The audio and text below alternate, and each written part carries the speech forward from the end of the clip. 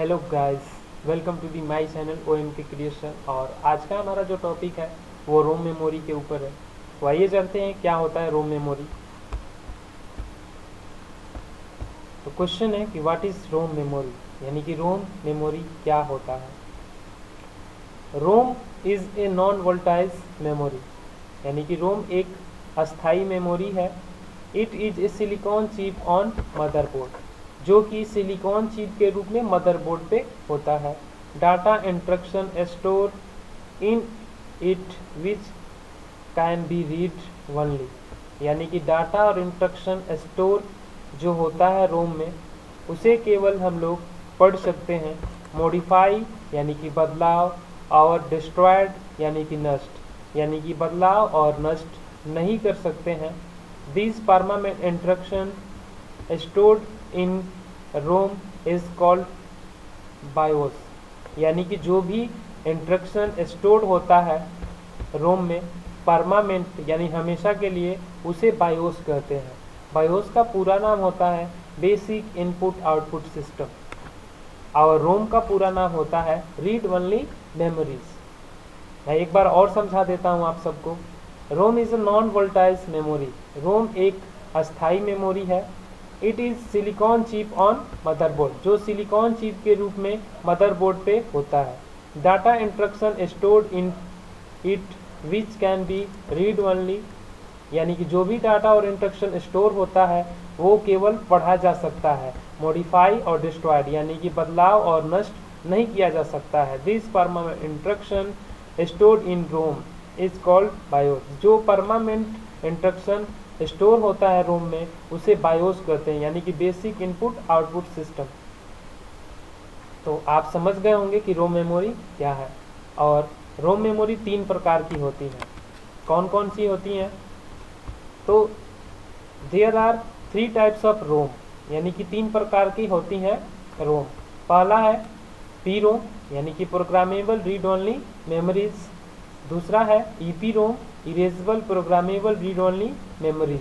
और तीसरा है डबल ईपी रोम, यानी कि electrically erasable programmable read only memory.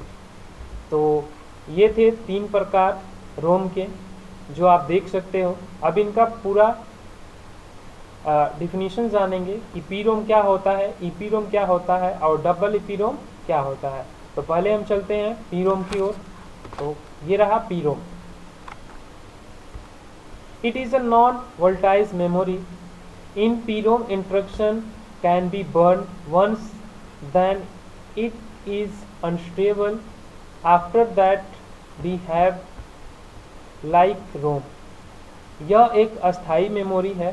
कहने का मतलब यह हुआ कि आप पी रोम में एक बार इंस्ट्रक्शन, यानी कि पी रोम में एक बार इंस्ट्रक्शन को बर्न कर दिए तो उसे कोई परिवर्तन नहीं ला सकता है, यानी कि उसमें कोई परिवर्तन नहीं ला सकते हम सब। और आप जो इंस्ट्रक्शन बर्न किए हैं वो बाद में सामान्य रोम की तरह व्यवहार करता है, यानी कि पी रोम में जो भी डाटा और इंस्ट्रक्शन को रखा जाता है वो बाद में एक सामान्य रोम की तरह व्यवहार करता है। और यह एक अस्थाई मेमोरीज भी है। और हम लोग का दूसरा जो है वो है EP ROM. It is a non volatile memory. यह एक अस्थाई मेमोरी होता है, सिमिलर टू पी रोम, यानी कि पी रोम के जैसे ही। Burning process is a reversible by export to ultraviolet, यानी कि इसका जो बर्निंग प्रोसेस होता है वो रिवर्सिबल